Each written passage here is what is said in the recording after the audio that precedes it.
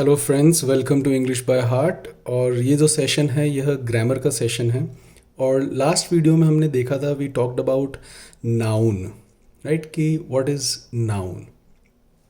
मैंने आपको बताया था कि जो भी आपके आसपास आपको मैटर दिखाई देता है, we have named it as noun, right. हमने उन सब चीज़ों का नाम रख दिया है। एंड हमारे अंदर मैंने आपको बताया था कि भाषा की हमें जो ज़रूरत है वो हमें क्यों महसूस हुई, because we wanted to tell, एक तीसरे व्यक्ति को हमें किसी को बताना है कि yes, what is going in our mind.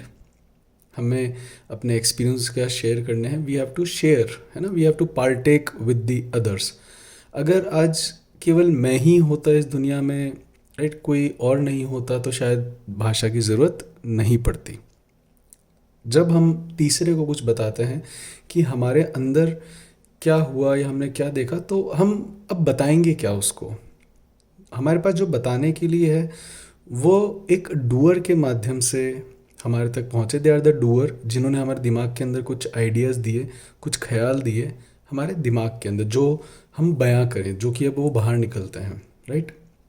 तो जो डूअर है, डूअर पूरी इंग्लिश के अंदर या किसी भी भाषा के अंदर जो डूअर होता है, जिसको आप ग्रामर की भाषा में हम जिसे सब्जेक्ट कहते हैं, जो डूअर होता है वो दो ही हो सकते हैं।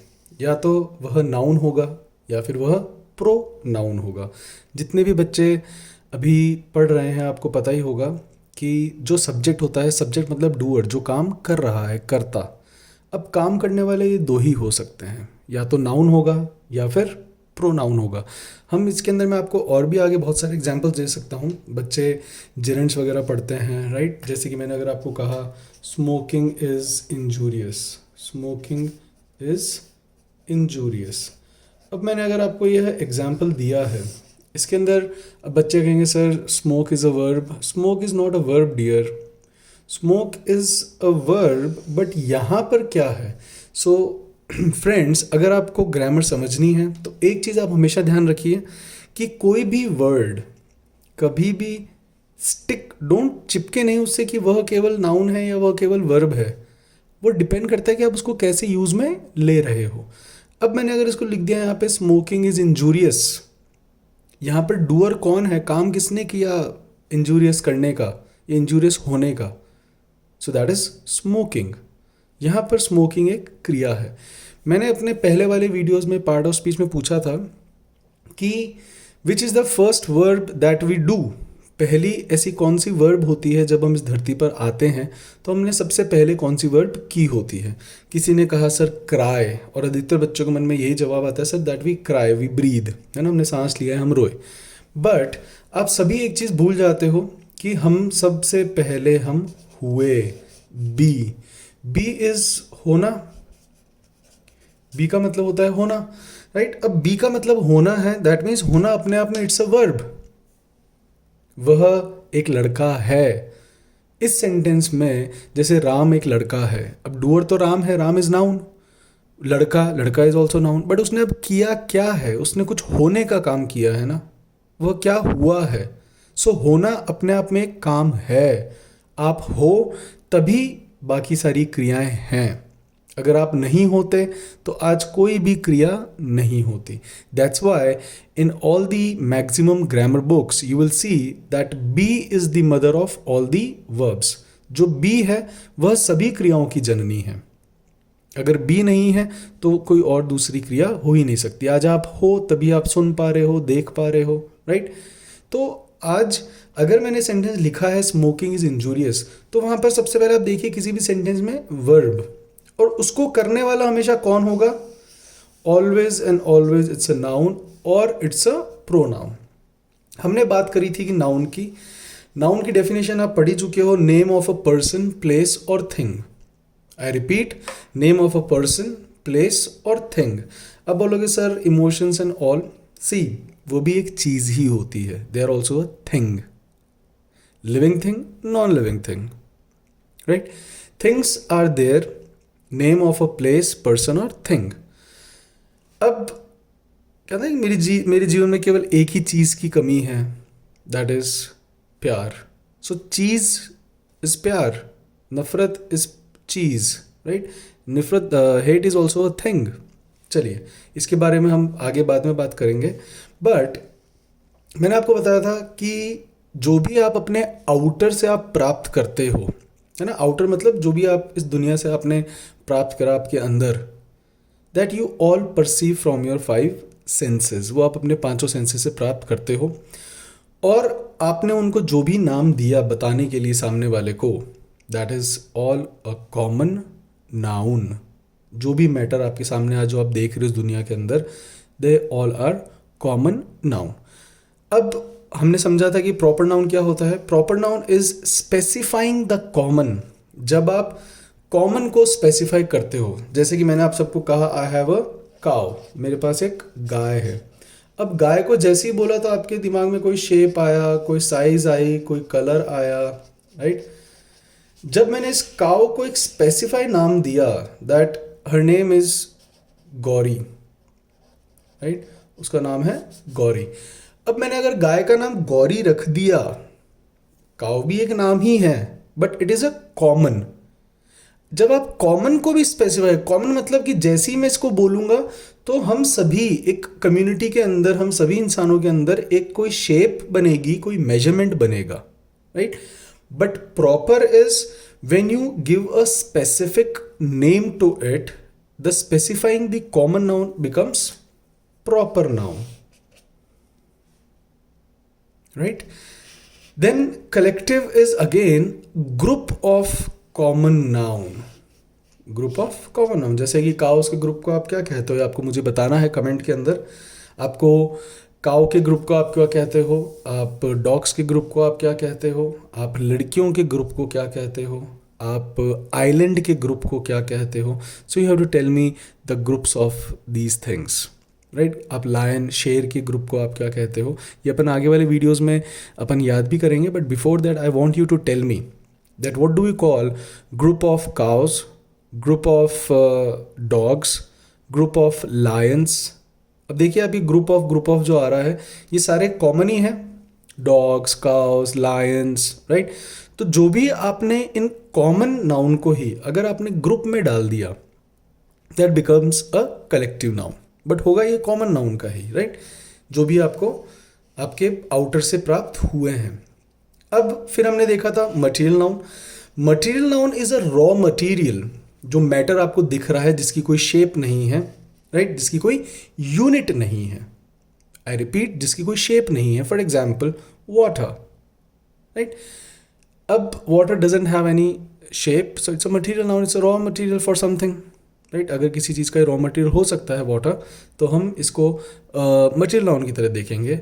अगर हम बात करते हैं gold, gold doesn't have any special shape, so that's why gold is a material noun. Wood, लकड़ी की कोई शेप नहीं है particular, so that's why wood is also material noun. When we talk about table, right, so table is the common noun, जिसकी shape है, size है, colour है, right. But material doesn't have any shape और any unit. Then we saw about abstract noun. Abstract noun is very interesting. यह आपका inner doer है. ऐसा नहीं है कि हमारे सिर्फ जो doer है वह केवल बाहर के ही हैं. हमारा एक inner doer भी होता है. बाहर के हमें प्राप्त होता है हमारे पांचों सेंसेस से. जो लव है वह हमारे किसी सेंस से हमें प्राप्त नहीं हो रहा है, वो हमारा अंदर का डूअर है. It can be a doer, right. It's a feel, ये हमें फील होता है. हमारे जो एक जो सेंस है फील, राइट, उससे हमें फील होता है. बट ये हमारा एक इनर डूअर है. जैसे कि if I say love is blind, so whenever these feelings, your inner doer, they become a doer, then only they are an abstract noun. Otherwise they become a common noun even. For example मैं love का ही आपको बताता हूं. In his whole life, in his whole life he demanded a love. Or the only thing I hate, the only thing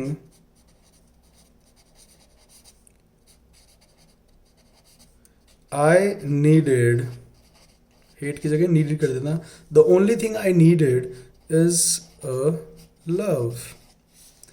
अब here love is not a doer, so here it is not an abstract noun, here it is a common noun.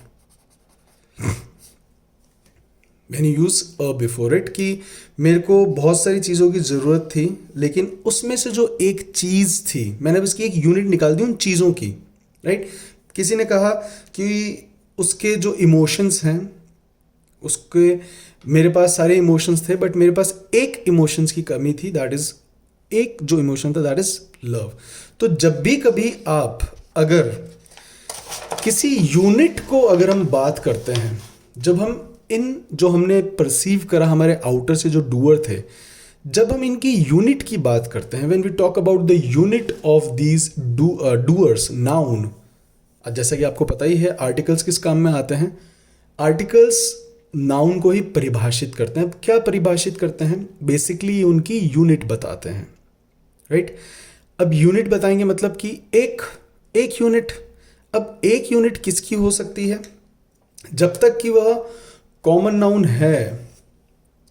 अगर हमने किसी भी चीज को, if we make something a common noun, मैं वापस बताता हूं, when we make any noun a common noun then we can use a.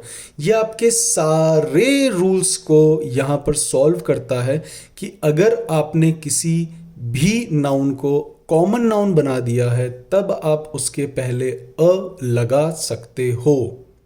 I repeat, I can give you several examples. मैंने पहले भी दिया है. There is a call of a Tom for you. तुम्हारे लिए किसी टॉम का phone है. तो मुझे नहीं पता, बहुत सारे टॉम हैं, उसमें से किसी एक का, मैंने एक यूनिट की बात करी तो मैं यहाँ पे टॉम से पहले भी अ लगा सकता हूँ, right. I have a car. अब ये तो ऑलरेडी कॉमन ही है, राइट. आपके शेप भी आ गई है. अब अगर मैं बोलूँ आपको कलेक्टिव नाउन के लिए तो मैं बोल सकता हूँ अ टीम हैज़ अराइव्ड. एक टीम कोई कलेक्टिव था, उसमें से मैंने एक टीम की बात कर ली, एक यूनिट की बात कर ली है, तो I can use a team, right.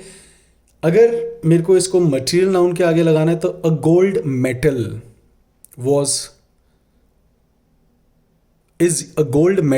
Is polished. अब मैंने अ गोल्ड मेटल बोला है तो here gold is what you call a noun, it's a common noun, right. जब भी कभी अगर आप किसी नाउन को कॉमन नाउन बना देते हो तब आप उससे पहले अ का यूज करते हो.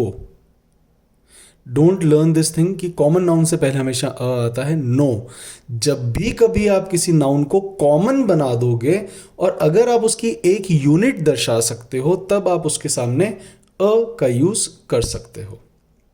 फाइन. जैसे कि फॉर एग्जाम्पल आप मटीरियल नाउन्स को आप नहीं गिन सकते.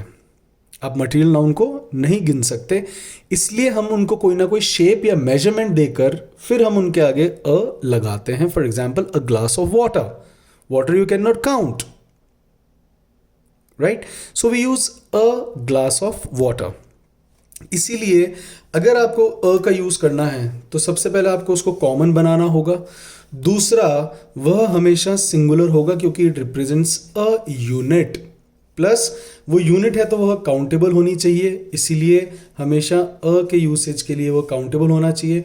और यही सारी चीज़ें आपके एन के लिए भी तीनों आती हैं. फर्स्ट, कॉमन नाउन बनाना है. दूसरा, वह सिंगुलर होना चाहिए हमेशा.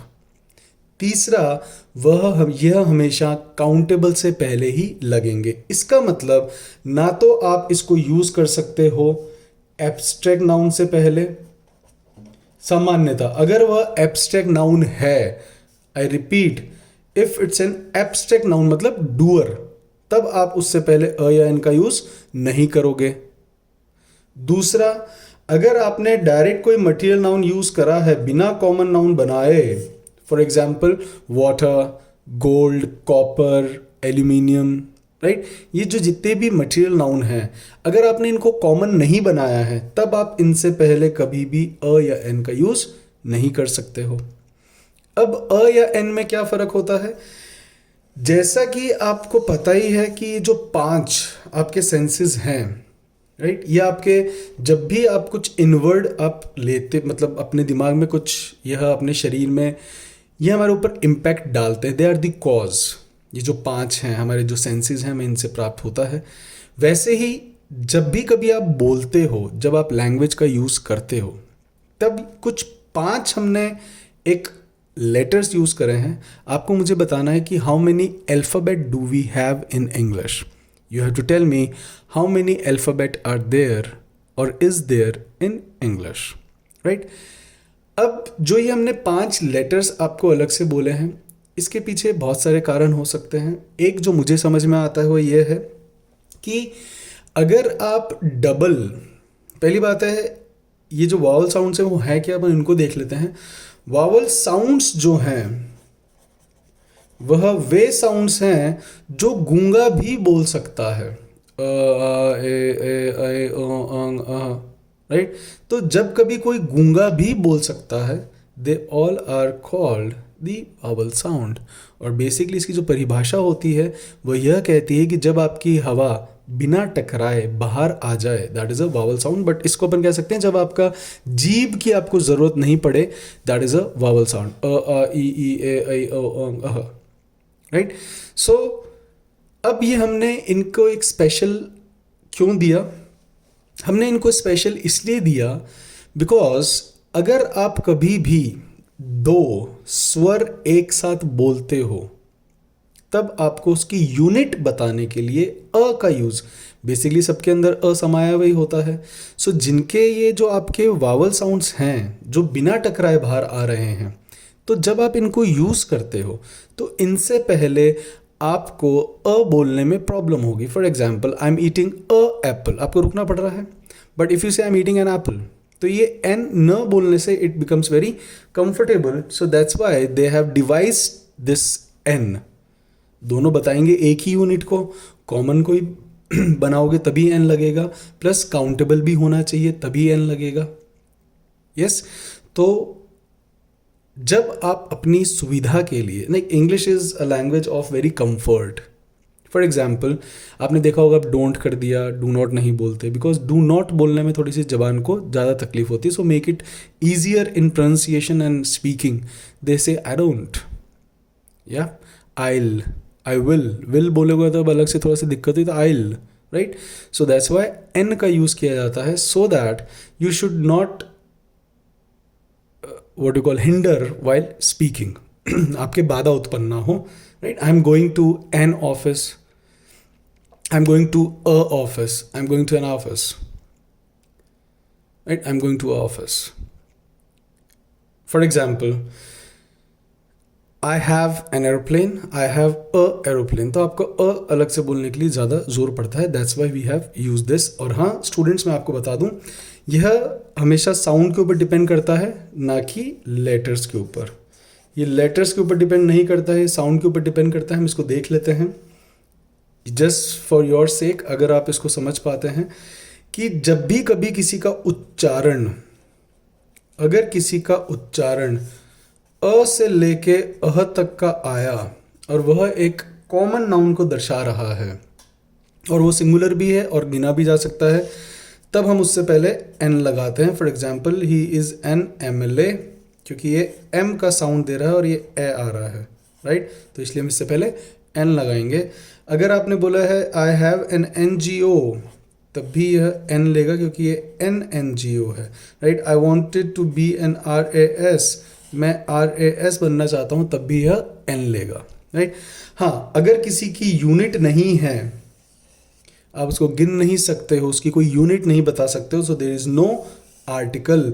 अगर आप उसको एक भी नहीं बताना है, तब भी there is no article. Dog is a faithful animal. अब मैंने यहां पर किसी एक यूनिट की बात नहीं करी, I have talked about all, yes. So that's why there is no article, fine. So अगर आप इसको अब आगे देखते हैं कि आप आर्टिकल्स कहाँ कहाँ कैसे कैसे यूज़ करते हो, एक जो रूल मैंने आपको बताया था अभी, अगर आपने गौर दिया हो सभी स्टूडेंट्स ने, एक अच्छा रूल है। मैंने आपको कहा था कि abstract noun if it is doer then no article. अगर कोई एब्स्ट्रैक्ट नाउन डूअर है तो उससे पहले कोई आर्टिकल नहीं लगता है। But if it becomes a common noun, or you don't say it's a common noun, if it becomes the effect, not the doer. अगर ये किसी का इफेक्ट है, डूअर नहीं है, then you have to use article because it becomes a common noun. क्योंकि वह अब एक common noun बन चुका है. For example, if I say hurry is the death of prayers. It's a very good book and it's a sentence. कि जो हरी है वह जल्दबाजी जो होती है वह प्रेयर्स की मृत्यु होती है ना. कि मान लो किसी ने आपके लिए प्रे करा है कि आप बहुत अच्छे अफसर बने, बड़े अफसर बने, है ना, लेकिन अगर आप जल्दी में हो तो हो सकता है आप एक पियोन की जॉब भी पकड़ लो. So it is the death of his prayers, right. So मैंने यहाँ पर, अब आप देख रहे हो कि जो हरी है वही डूअर है, उसी ने काम किया है, क्या होने का, मृत्यु होने का काम करा है, किसकी, प्रेयर्स की, राइट. तो इसलिए अब मैंने इस हरी के इस आगे, क्योंकि ये एक एब्स्ट्रैक्ट नाउन है, क्योंकि यहाँ पर डूअर है. अगर कोई डूअर होगा आपका इनर, तभी वह एब्स्ट्रैक्ट नाउन होता है. तो अगर यहाँ पर ये डूअर है और ये एब्स्ट्रैक्ट नाउन है तो इससे पहले मैं अ नहीं लूंगा. बट इफ आई से आई एम इन अ हरी, अब अगर मैंने इससे पहले अ लगा दिया है तो here it is not an abstract noun और ये यहाँ पर डूअर नहीं है. So if any abstract noun which is not a doer will be और कैन बी प्रेसीडेड बाय अ और एन. ये बहुत सारी बुक्स में आपको पढ़ने को मिलता है, जैसे नॉइज, राइट. अब मैं अगर मैं बोलूंगा नॉइज इज कमिंग तो मैं ऐसे नहीं बोलूंगा a noise is coming.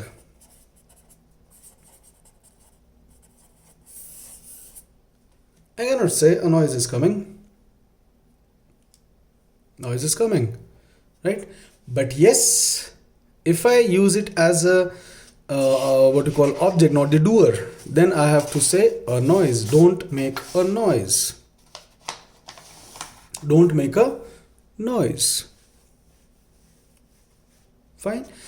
So we have learnt a rule that अगर आपको आर्टिकल्स दैट इज अ या एन जो यूनिट दर्शाते हैं, अगर आपको यूज करना है तो आपको किसी भी नाउन को पहले उसको कॉमन नाउन बनाना पड़ेगा. दूसरा, वह सिंगुलर होना चाहिए. तीसरा, उसको आप काउंट कर सकते हो.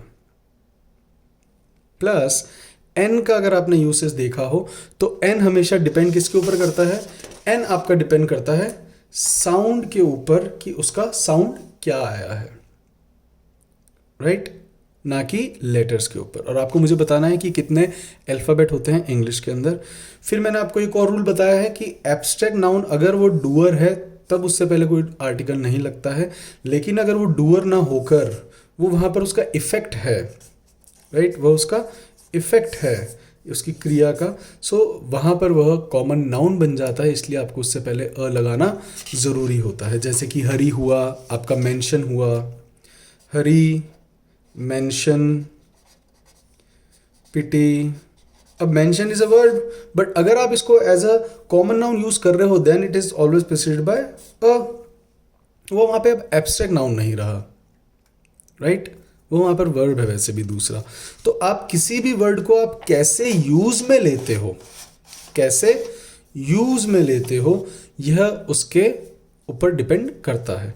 फिर मैंने आपको कहा था एक लिस्ट बनाने के लिए दैट जिन जिन चीज़ों का आप मेजर नहीं कर सकते हो. इसी में बहुत इंटरेस्टिंग चीज़ अब मैं आपको बताने वाला हूँ जो आपने डिटर्मिनर्स में आपने अभी तक समझी होगी, जो भी आपने पढ़े हैं. हमने क्या करा, ऐसी संज्ञाएं, ऐसी यूनिट्स जिनको हम काउंट कर सकते हैं उनके आगे तो हमने अ या एन लगा दिया. अब जिनको हम काउंट नहीं कर सकते, या तो उनसे पहले हम उसके कोई नाउन लगाएं और वो भी कॉमन नाउन लगाएं, तभी हम उसको काउंट कर पाएंगे. या फिर अब हमने एक अलग डिटर्मिनर्स लगे जिसमें हमने उनको मेजरमेंट दिया, जैसे कि some, few, right, little, these type of determiners जिनके हम कोई शेप भी नहीं दे सकते थे. Some time, right. टाइम को you can not give another unit. हाँ, आप 10 मिनट्स बोल सकते हो, बट अगर आपको टाइम से पहले लगाना है तो सम, वाटर से पहले लगाना है तो सम, राइट, जिनका हमने कोई मेजरमेंट नहीं दिया, राइट। ओके, फिर ऐसे नाउन हमने और इनको डिटरमाइन किया गया जो हमारे सामने प्रत्यक्ष हैं, जो हमारे सामने प्रत्यक्ष है, जो हमें किसी थर्ड पर्सन को वैसे नहीं बताना है कि उसके भी दिमाग में कोई इमेज बने, जो हमारे सामने प्रत्यक्ष है उसके लिए हमने यूज कर लिया दिस और दैट। ये भी तो डिटर्मिनर्स हैं, दिस एंड दैट। जो हमारे सामने प्रत्यक्ष है they are the this and that.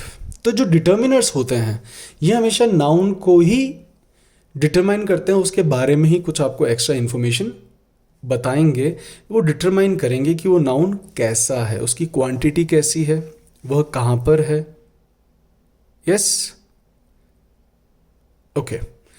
अब अगर हम देखते हैं, अगर हम बात करते हैं कि जो यूनिट है, अब जो यूनिट्स हमने बना ली, हमने उनके आगे अ लगा लिया या हमने उसके आगे एन लगा लिया, बट कुछ चीज़ें जो आप गिन नहीं सकते, जैसे कि मैंने आपको बताया था, हम बात कर चुके हैं एक रूल की कि मटेरियल नाउन जितना भी होगा और एब्स्ट्रैक्ट नाउन जो भी होगा उनसे पहले हम अ या एन का यूज़ नहीं करते हैं, राइट। प्लस हमने बात करी थी प्रॉपर नाउन के पहले भी कि हम उसके आगे भी एन नहीं लगाते हैं because it is a proper noun. हमने वो ऑलरेडी एक प्रॉपर है, वो क्योंकि एक है इसलिए हमने उसको प्रॉपर कर दिया है, वह एक है। यस, अब बोलेंगे सर सचिन भी एक है। यस, सचिन एक है इसलिए वो प्रॉपर नाउन है। बोलेंगे सर ताजमहल भी तो एक है। अब सी, अब यहां पे कहानी शुरू होती है द की, कि हम द कहां कहां पर यूज करते हैं, राइट। आपको मुझे बताना है आगे वाले वीडियो में कि हम द कहां कहां पर यूज करते हैं। एक बार आप थोड़ा सा पहले पढ़ लोगे या आप थोड़ी सी रिसर्च करोगे तो when I will tell you the natural law of the, you will be able to frame the rules in your mind easily. Fine. So I hope it must be clear how a is used and what types of noun and how they work. Fine. So till then take care. अपन इसको आगे बढ़ाते हैं the को.